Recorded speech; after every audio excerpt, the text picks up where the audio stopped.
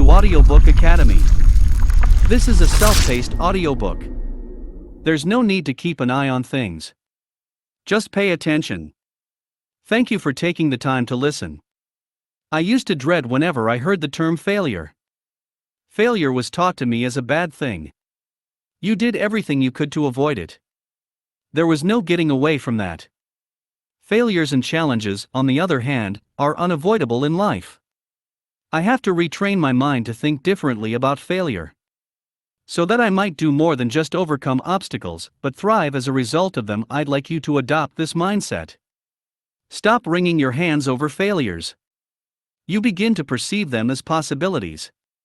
I've worked for Fortune 500 firms, as well as smaller businesses, to consult with the government and non-profit organizations, and guide them through difficult situations, and assist them in achieving their goals. I'll teach you strategies in this course. For advice on how to overcome your own setbacks and achieve success, I'll show you how to harness the power of mindfulness as a superpower. Offer practical strategies for overcoming adversity, encourage you to adopt a growth mindset, and discover the secrets of becoming a brave leader. So, whether you're dealing with a problem right now or not, or if you want to improve your own preparation, this training will provide you the tools you need to face failure head-on. So let's get started. The majority of leaders feel that the greatest approach to overcome hardship is to work together. Self-awareness is the first step. Years of leadership experience have taught me a few things. It's true that self-awareness is sometimes easier said than done. Because being self-aware is beneficial. Includes the act of self-evaluation. At the same time, you must manage your emotions. To put it another way, being mindful is a kind of self-awareness. Being mindful necessitates a high level of awareness. And this necessitates inquiry and, on sometimes, deflecting our natural tendencies in order for us to accept and regulate our experiences. To assist you in increasing your chances of success, I'd like to share 3 ways to get inspired. For you to concentrate carefully on the most important and required behavior in the face of failure. That's what it means to be self-aware. This is the first step towards self-awareness. I'd like you to be aware of your thoughts.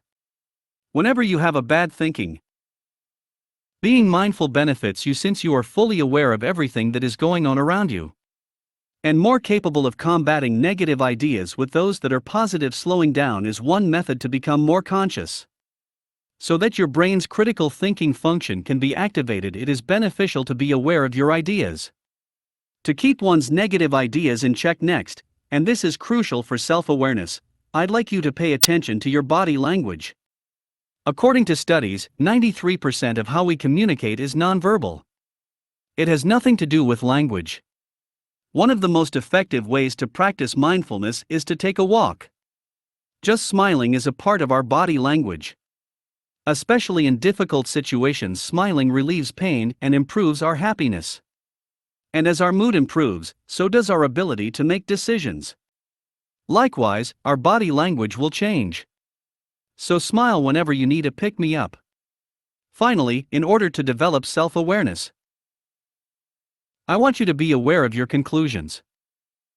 Whenever the thought of judgment enters your head, self-awareness will assist you in becoming more receptive to fresh and innovative ideas. So, while you're assessing your circumstance, keep this in mind. Ask questions to pique your interest. Is this the best decision, for example? Is it possible that I'm thinking this way because I'm afraid? Being aware of our own biases aids in the effective processing of information, so that we can make better decisions. Being self-aware has its drawbacks, to be sure. However, you do not need to be concerned. Self-awareness is a fantastic approach to improve one's self-awareness. Is to take a 5-second breath in. For 5 seconds, inhale and exhale.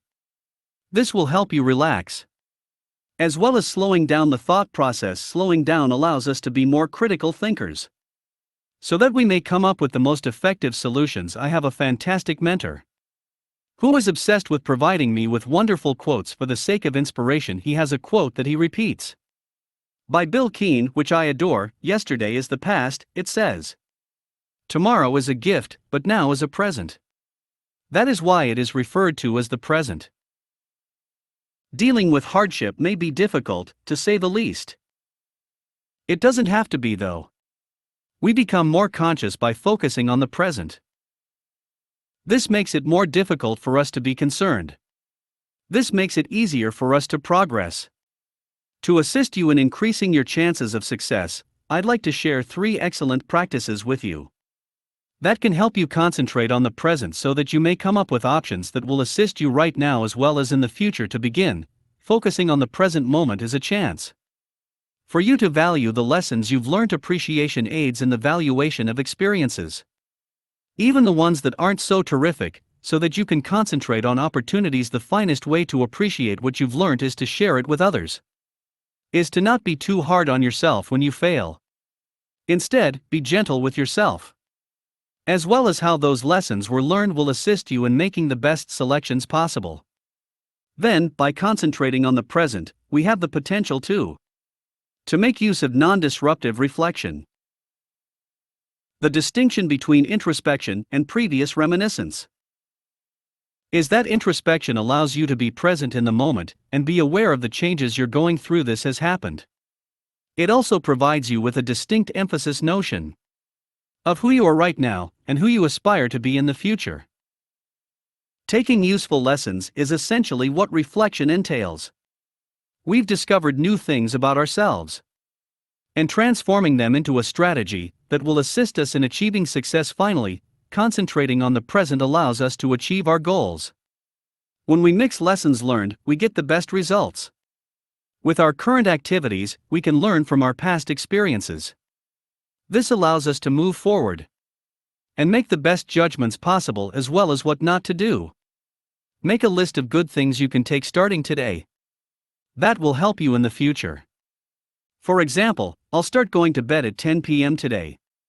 As a result of which I will be able to obtain enough sleep to remain aware and ready to face the challenges of the next day. Making a list of positive actions encourages us to be more responsible and motivated and to face whatever challenges may arise.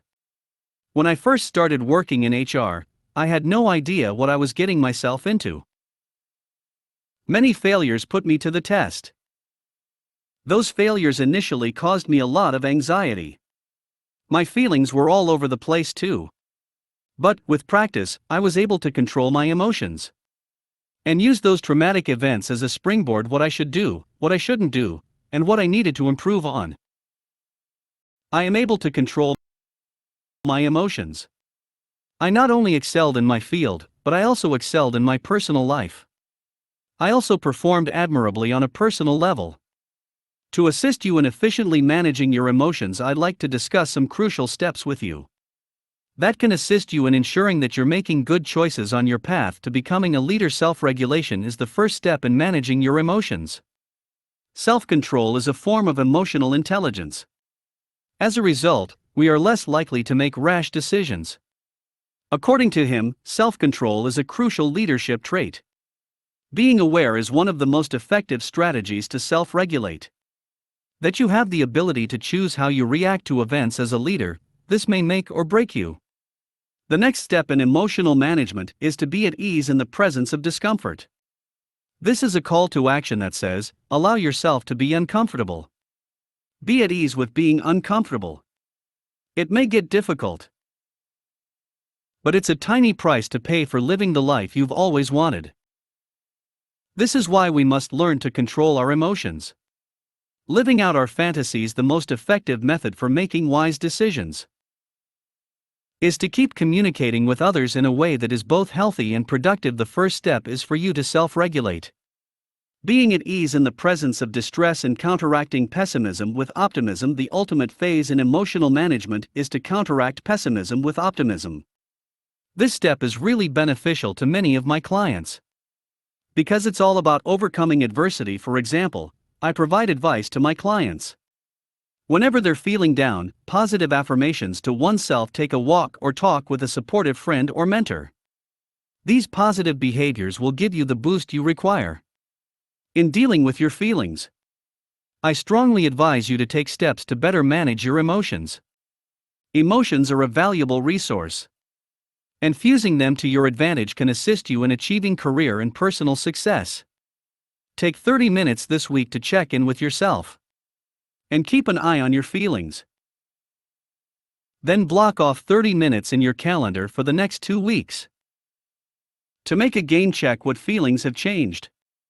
What has been constant? For a year, repeat this exercise every 2 weeks.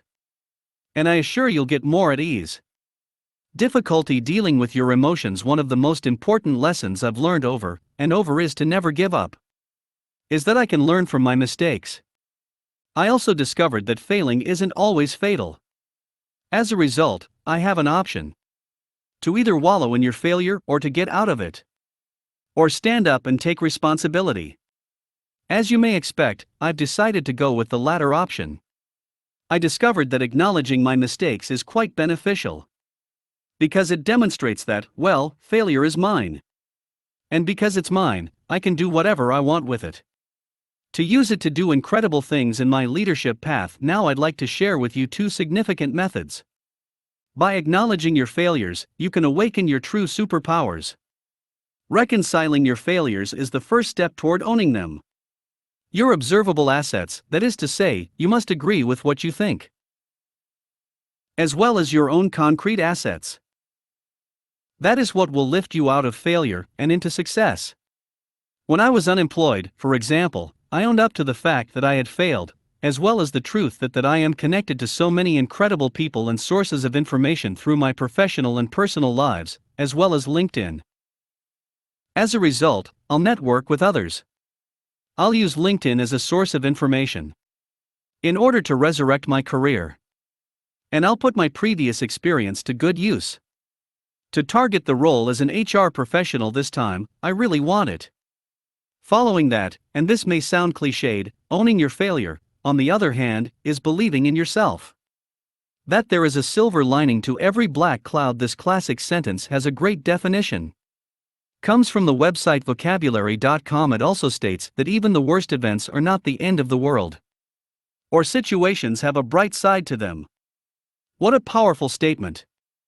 Looking for the silver lining can assist us in accepting that. Yes, this did occur, and yes, I am able to learn and grow as a result of it. I strongly advise you to purchase a journal or notebook as soon as possible. And get this activity started.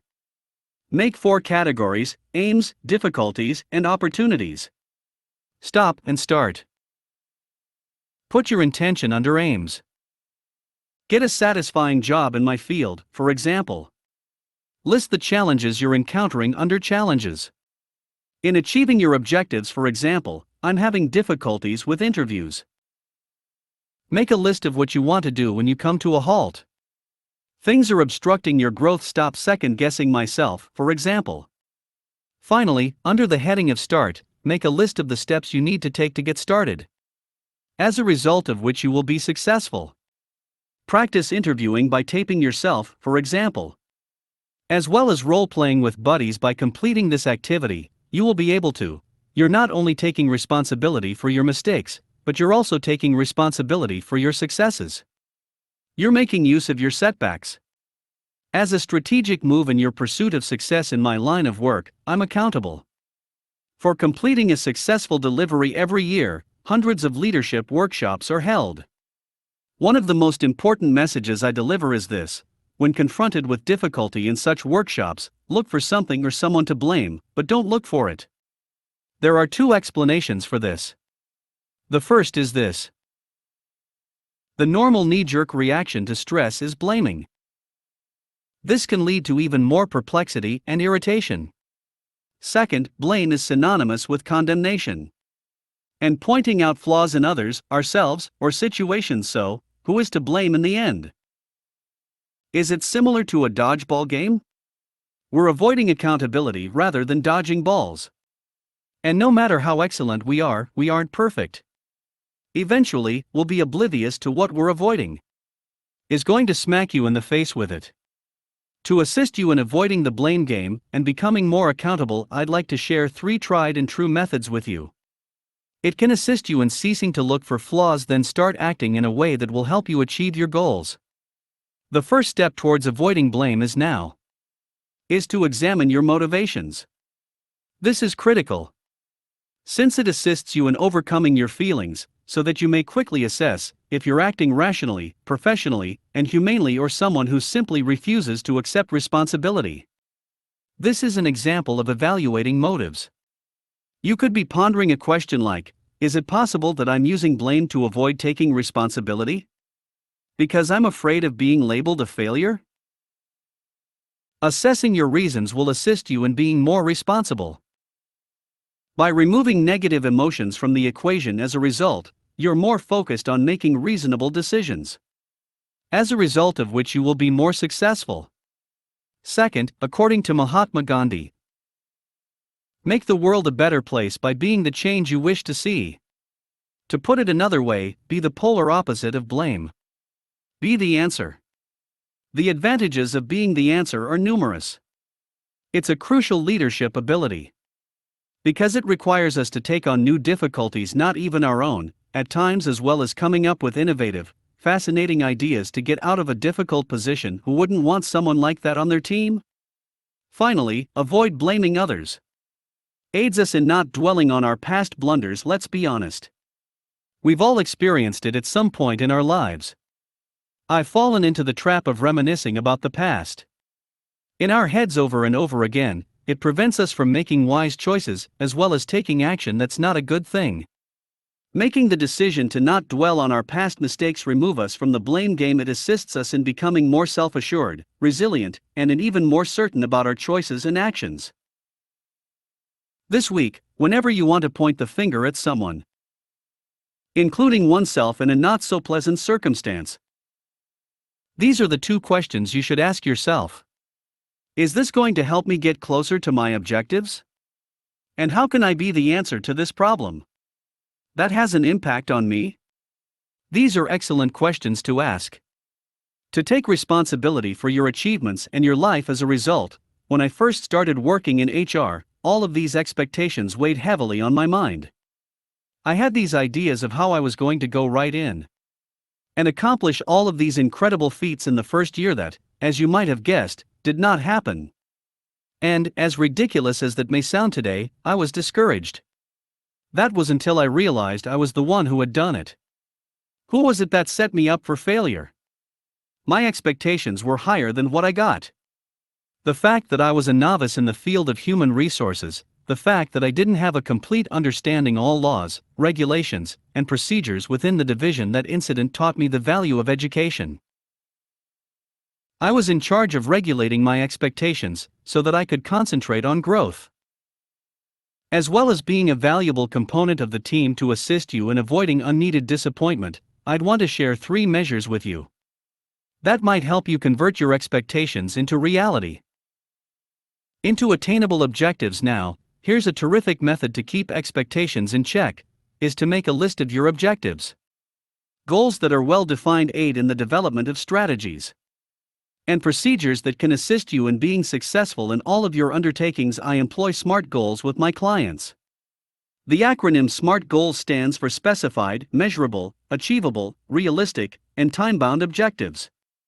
Measurable, attainable, timely, and relevant SMART goals are a wonderful way to define your objectives. This might assist you in making reasonable and attainable goals. The next step is to control expectations. We must refrain from making assumptions. Assumptions are notions that haven't been proven, and in most cases, utilizing them results in disappointment. A fantastic approach to prevent falling into the assumption trap is to replace it with a series of questions. As an example, instead of "I'm aware," "I'm going to get that promotion, I'm sure of it." You have the option to ask the question, what are the measures I need to take to improve my chances of being promoted? Do you see the distinction? Finally, expectations must be managed. It's all about good communication and leadership. Consistently providing clarity is an important part of effective communication, as well as clarity in your communication by posing queries that start with what, how, will, and where, and listening in order to comprehend. Look, there are some fantastic resources out there to assist you in controlling your expectations. One of the most valuable resources that has aided me, my client, is this fantastic book, Carrie Patterson dubbed it crucial accountability.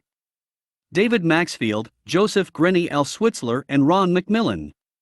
This book assisted me in motivating both myself and others, as well as others, to effect beneficial changes. As a result, expectations can be successfully managed. Work is never completed, according to an old proverb. And, if you're anything like me, at some time during your working life you've had to deal with a lot of work. It's possible that you're feeling it right now. Working too much, according to research, is harmful for our total well-being, including mental well-being. As a result, our health should be a major priority. Taking care of our health and well-being can help us cope with stress and encourages us to endure in the face of adversity. To assist you in taking action to improve your health, I'd like to share some fantastic strategies with you. It will help you become more conscious and active about prioritizing your own health. As a result, well-being is defined as a condition of being at ease, joyful and healthy. The most effective way to do so is to first, putting your values into action is a great way to start. Look at it this way: values shape decisions, decisions and actions. And acts produce results. As a result, it's critical that you not only understand your beliefs, but also how to apply them. However, take the initiative to put them into practice. I discovered an easy way for you to get started with your personal values. The first is this fantastic activity, where you write down your top 10 values, then you rank those values from 1 to 10. And then circle your top 3 choices. You should concentrate on your top 3 values, because they are the ones that truly inspire you. Now that you've been inspired, the next and final stage is to take action. Is to make a list of your top 3 action plans. As an example, I'll use myself. Family is one of my top 3 values. On Fridays, I've decided to take action. I work no more than 8 hours every day, so that I can spend time with my family. This strategy is beneficial to my general health. I'm doing something I enjoy and it makes me happy. The third and last technique for prioritizing well-being is to keep in mind that you are your own best friend. My best friend is fantastic and always makes time for me, to make room for me, regardless of how busy they are. They are extremely motivating when I am unable to motivate myself. They tell me to put up with it. While I'm having a pity party for myself, they simply make my life more joyful. I am that best friend. For me, it wasn't always easy. I had to get used to it. By combating negative thoughts, I got into it with those that are positive. Making that technique a habit is beneficial to my health. I'm encouraged even when things are difficult. Starting today and continuing throughout the day, make a list of affirmations. Encouragement and encouragement in the form of words. It may be one of your favorite phrases, a line from a song, or something else entirely. Even your parents' proverbs. Whatever you select, make a habit of putting down positive ideas. Is a fantastic method to focus your mind on the good. I'd also like to encourage you to get more active. This causes your brain to release joyful hormones. So, if you spend all day at a desk, try standing for a few minutes. Instead of taking the elevator, take the steps. Park further away from your workplace's entrance. These actions are a significant step in the right direction.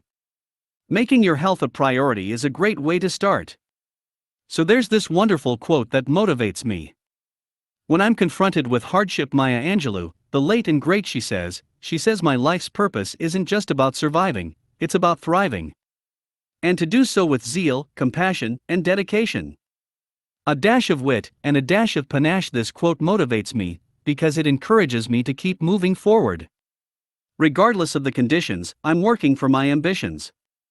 According to a Harvard Business Review research, Preitzer and Porath are researchers. People who learned how to thrive were shown to be more successful.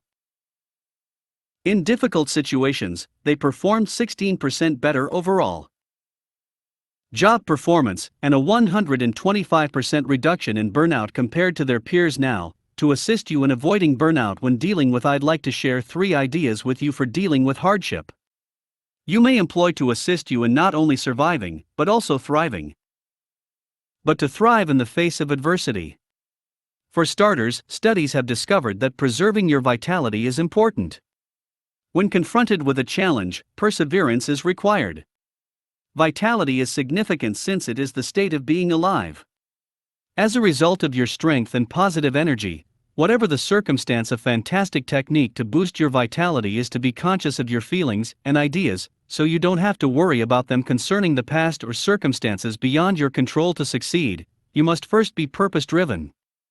As a result, being purpose-driven entails you continuing to pursue your goals. To take action on the goals you've set for yourself. This is a fantastic method to be purpose-driven. Is to set SMART objectives, which are precise objectives, measurable, attainable, timely, and relevant. I recommend that you write down your SMART objectives. Review and track your development on a weekly basis. And, in some situations, on a daily basis. Finally, flourishing is described as a state of good growth or development. Or vehemently so. In order to thrive, and I cannot emphasize this enough, you must be a lifelong student. So that you can gain a better grasp of yourself, your profession, and others. The aspect of continual learning that I enjoy is not only does it motivate and inspire you, but it also motivates and inspires others. However, the folks in your immediate vicinity, it doesn't have to be difficult. Begin by reaching out to someone you admire. Perhaps your boss or another co-worker. You might also begin by reading a leadership book. Or how to persuade others. Whatever path you pick, being a lifelong learner is a must. Will assist you in thriving and succeeding. A fantastic approach for assisting you in thriving. Enlisting the help of a mentor or coach, someone who can assist you in achieving short-term goals and long-term objectives. They also assist you in becoming more accountable and persevered in the face of adversity. I recommend looking for someone within your company or a person you respect and believe in. Pom-poms have always inspired me because they are extremely adaptable and be able to resist strong winds. Speeds of up to 145 miles per hour are possible.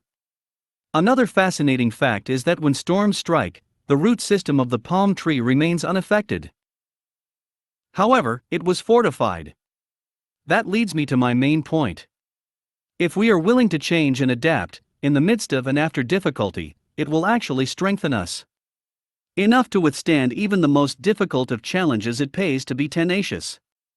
Now, to assist you in being resilient in the face of adversity, I'd like to suggest 3 methods for staying motivated so that you can progress and become stronger than you've ever experienced before. First and foremost, and this is a must, even if you're uncomfortable, keep moving forward. A tenacious leader, on the other hand, is a person who can withstand adversity, who recognizes that failures are just temporary, as well as the chance to be inventive in figuring out how to move forward. One of the most effective strategies to progress is to, even when you're in a bad mood, is to concentrate on your assets.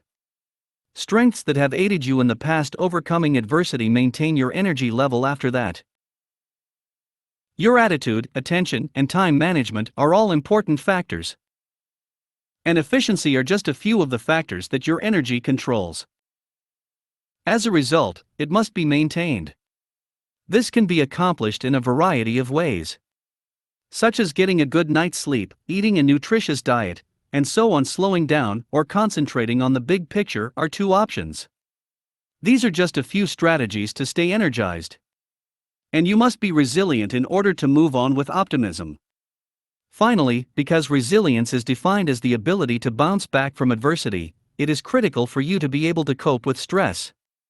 To be open to change in the same way that a palm tree bends in a storm, it is vital that we remain adaptable and positive. Never stop learning is a fantastic method to do this. And educate ourselves on the reasons for the changes.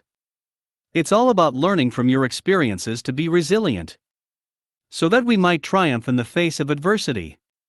Prioritizing our objectives before, during, and after this is a fantastic approach to recover from adversity. To be tenacious and persistent, regardless of what is happening starting today. I want you to consider the following questions: bring me closer to my objectives? If it doesn't, refocus your attention so you can pay attention and take action on what is truly important. Carol Dweck is a pioneer and researcher in the field of psychology. When it comes to motivation, two incentive mindsets have been identified: fixed and growth. A fixed mindset is one that believes your virtues are etched in stone. A growth mentality, on the other hand, is the conviction that one can improve one's situation. So you can improve your fundamental traits thanks to your work. It is critical to have a growth attitude in order to be resilient. Now for the main point of this lecture, I'd like to assist you in developing a growth attitude. So, in its simplest form, a growth mentality refers to how we think about the future. Coupled with our grit and self-assurance, to put it another way, a growing mindset assists you in remaining focused and intentional. The most effective strategy to adopt a growth mindset is to understand and accept that failure is an inevitable component of success. It's a chance to learn and strategize, and make a conscious effort to move forward. Following that, by comprehending the significance and acknowledging your past, you've taken another step toward developing a growth mindset. When you understand how your behaviors contributed to your failures, you'll be able to move forward. Those reflections can be put to good use to impart knowledge to your present and future selves. This isn't to say you should wallow in your misery. Regarding your previous activities, however, remember how far your past has brought you. You're one step closer to becoming a survivor and realizing your goals. Finally, understanding is a key component of a growth mindset. That you must have an optimistic frame of mind. You must pick is the important phrase. This entails refusing to be a prisoner of your own thoughts. This is a fantastic way for me to put it into practice. Whenever I have those pessimistic ideas, despite the fact that they were defeated, what did I learn? I instantly ask myself, and how can I convert this experience into a triumph? By deciding to reframe the failure as a teaching opportunity, you've adopted a growth mindset and an optimistic attitude. During the following few weeks, I'd like you to do an inventory for me. When you don't get your way, be aware of your conduct and attitude. When you're up against hardship or facing defeat after you've completed your inventory, make a list of ways you can break free from a fixed perspective and in the direction of a more positive growth mindset. According to Zig Ziglar, success happens when opportunity meets preparedness, he says. When opportunity meets wishes or plans, he didn't say. However, planning is essential. You must literally be prepared to the best of your abilities when a chance, whether good or terrible, arises. And let me be clear about something. That does not imply that you will be prepared for every circumstance. It just means you'll be ready to address problems. So I'd like to get you ready to be brave. Not only in the face of failure, but also in the face of adversity. However, you must overcome any obstacles that stand in your path. First and foremost, I want you to comprehend why is it so important to be prepared? To being a fearless leader, anxiety and doubts can be alleviated by being well prepared. Preparation allows you to take your time and think about what you're about to say. Particularly the reptile portion of your brain, which is in charge of your fight or flight response. This will assist you in bringing your thoughts out of defense mode and re-enter critical thinking mode. It is critical in succeeding in the face of adversity. Following that, it is critical to be well prepared, because it aids in the development of self-discipline. Who doesn't want a little more of that? Self-discipline aids in the formation and maintenance of positive habits. Habits that will help you achieve your objectives over time. I understand that discipline is easier said than done. That is why I provide my clients advice. Must keep their objectives minimal at initially. For example, I'll get up 15 minutes earlier than I usually do. As a result, I have more time to get ready for the day. As a result, when you introduce some self-discipline, it will be more effective.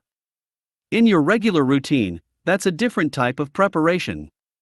Finally, being prepared allows you to maintain your concentration. There are a lot of things that have the potential to be great. To divert our attention away from our objectives, becoming prepared can help you avoid being distracted. By making backup plans for recurrent distractions. When I have a meeting, for example, I always make it a point to leave my office at least 15 minutes early.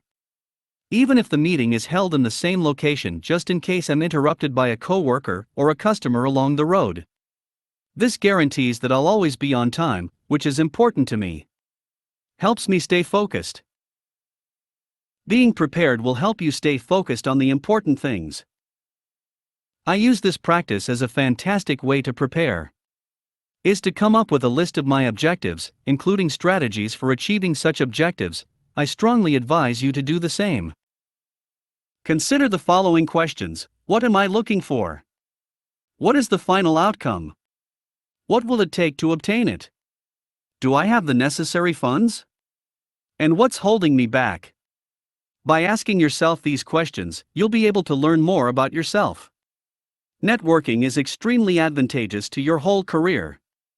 What if I told you it was reported to the authorities that more than 80% of experts polled believed networking to be a significant factor to their accomplishments? What if I told you that networking is also a fantastic method to meet new people, to gain confidence and establish connections with business leaders, develop your self-esteem while also advancing your career? As a result, now is the moment to embrace networking, especially when you're trying to recover after a setback. I'd want to offer you some advice on how to be more effective. When networking with others, I feel more at ease and accomplished. First, and most importantly for my introverts. However, this is something that everyone can profit from. One of the most effective techniques to start networking is to just meet folks through existing relationships, coworkers, friends, and a book club, to name a few. Or even your grandmother's acquaintances. You'd be astounded who you know in your immediate circle. I encourage you to reach out to your friends and family. Tell them about your long-term career ambitions. And inquire whether they are aware of someone who would be interested in connecting with you. The number of leads you will receive will astound you, as well as the opportunities that this creates. It's also critical that you make use of social media. To the greatest extent possible for us, social media has opened the door to connect with hundreds, if not thousands, of people. A global network of like-minded professionals. LinkedIn and Facebook are excellent networking tools. When it comes to social networking, I advise my clients should have a strategy for deciding who to target as possible network collaborators. Finally, prepare yourself. Being prepared allows you to target your network more effectively and to be completely absorbed, and you're being deliberate with your contacts. Knowing your business objectives is part of being prepared. Having an elevator speech and practicing it, as well as having a plan for follow-up. Networking is achieved by employing these tactics. There are several books, films, and other resources available, as well as resources that might assist you. Must be able to effectively network with other professionals. I recommend looking up how-to videos on the internet. Or take a look at the book How to Make Friends and Persuade Others. Dale Carnegie's quote: to make you feel more at ease when it comes to networking, regardless of which platform you select, selecting a network will assist you in forming a community that can eventually assist you in overcoming problems, can possibly help you advance your job. We're doubting ourselves is one of the most well-known methods we sabotage our own leadership development. Not believing in our own judgments, it obstructs our ability to connect with others. It prevents us from being aware of our thoughts. It actually makes us make more mistakes. Also, it's mentally draining. Having faith in our decisions is a crucial component, especially after defeat, of our quest for personal development and professional achievement. So let's get started. Why is it so vital to trust your decisions? To begin, having faith in your decisions allows you to grow from the mistakes you've made in the past. I provide guidance to my clients and workers to never linger on earlier setbacks, may become engrossed in the coulda, woulda, shoulda cycle. Rather, evolve. One of the most important aspects of evolution is to grow slowly and steadily throughout time. This gives you more time to think critically, strategize, and plan, and then carry out your next action. The STAR technique is one of my favorites, which is a term that is frequently used in the recruitment process, to assist me in learning from my past mistakes. Situation, task, action, and result (STAR) are acronyms for situation, task, action, and result. This will assist you in thinking about the scenario. Examine the task for which you were responsible. Examine the course of action you took, and think about the outcome you wanted. This will assist you in evolving and outperform your previous performance. Following that, having faith in your decisions allows you to be critical. But don't be down on yourself because of past failures. I recall taking part in an employee relations workshop as well as the instructor's advice. As a leader, we must be aware of and critical of our thoughts. This assists us in maintaining our integrity and to have faith in our acts and decisions. That is my recommendation to you. Don't be too hard on yourself. Be critical of your own thinking in a positive way. Ask yourself, for example, if you had decent intentions. Is it possible that I made a genuine blunder? When you're able to look back on your history with empathy in the future, you'll have more faith in yourself.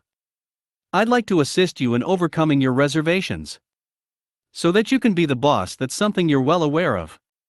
We'll figure out two options together to assist you in getting over the hump so that you may be confident in your judgments. So, beginning today, I challenge you to fight back against every negative notion you have with ideas that will keep you going, energized, industrious, and self-assured. This will help you develop the habit of being self-assured and having faith in your decisions in general.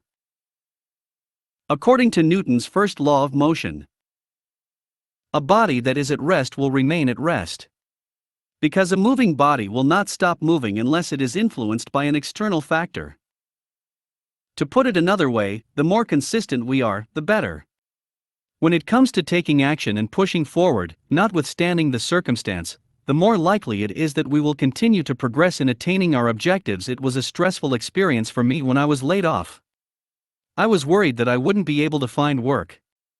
I was stuck in a situation similar to the one I had before. Stuck in the what if and uneasy thoughts in general. It took a long time, but I finally had the confidence to do it.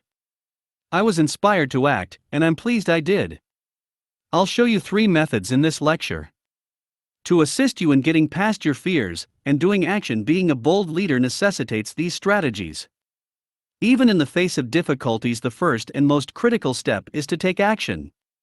To achieve your objectives, you must face your fears. Now, I'm not suggesting that you go out and run around aimlessly. Even if you're unsure, I recommend that you act.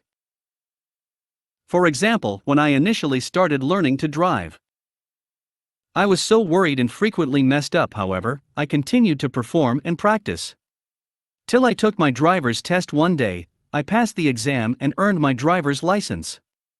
That's exactly what I'm urging you to do. And think about the outcome you wanted. This will assist you in evolving and outperform your previous performance. Following that, having faith in your decisions allows you to be critical. But don't be down on yourself because of past failures. I recall taking part in an employee relations workshop as well as the instructor's advice. As a leader, we must be aware of and critical of our thoughts. This assists us in maintaining our integrity and to have faith in our acts and decisions. That is my recommendation to you. Don't be too hard on yourself. Be critical of your own thinking in a positive way. Ask yourself, for example, if you had decent intentions. When faced with adversity or failure, take a step forward by developing or executing a strategy in order to achieve your objectives. Following that, it is critical that you begin to lessen your fear with small, incremental steps. There's an old adage that goes, if it ain't broke, don't fix it. The race is won by going slowly and steadily. Let's face it, movement is movement, so take it at your own pace. Begin by jotting down your primary objectives. Take those objectives and break them down into smaller objectives.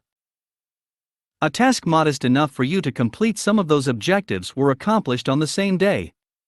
For example, I used to feel terrified of giving a public speech. As a result, I took action by speaking up in front of my friends and relatives when we held get-togethers and reunions. This increased my self-assurance and kept me active. Finally, a fantastic approach to get from dread to action. is to go out and mingle. People conduct business and interact with one another. As a result, being social not only aids in the reduction of worries. It's a fantastic method to meet new people. The more you interact with others, the better. The less difficult it will be for you should concentrate on your possibilities rather than your fears. I recommend that you begin with a simple stroll through the park or in your immediate vicinity. Getting active promotes the production of beneficial compounds in your head to get things moving. As a result, you become more active.